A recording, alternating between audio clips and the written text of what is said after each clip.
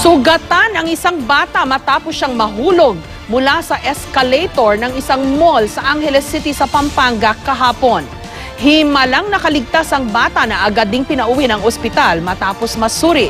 May exclusive report si Ian Cruz.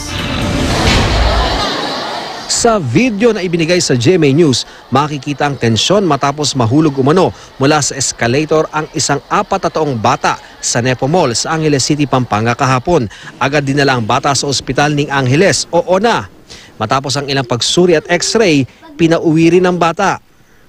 Sa kanilang tahanan na namin nakilala ang 4 na taong si Jasper Canlas. Milagro kung ituring ng kanyang pamilya ang sinapit ni Jasper. Maliit na galos sa mukha at kamay lamang daw ang sinapit ng paslit nang malaglag siya sa escalator mula sa second level tungo sa ground level na humigit kumulang 15 talampakan umano ang taas. Yung nga po, parang may nagsalo sa kanya. Kasi po, kung iba daw po ito, wala na po eh. Mag-alas 11 ng umaga kahapon nang pumunta ang mag-ina sa mall dahil nagpapataya raw sa mga parokyano ng STL o Small Town Lottery ang ginang. Habang nasa second level, kinagat daw ni Jasper ang kamay ng ina at dumire-diretso na raw agad sa escalator si Jasper. Ang huli raw nakita ni Aling Janet, humawak at sumampa na sa itim na rubber handrail ng escalator ang anak, saka nalaglag.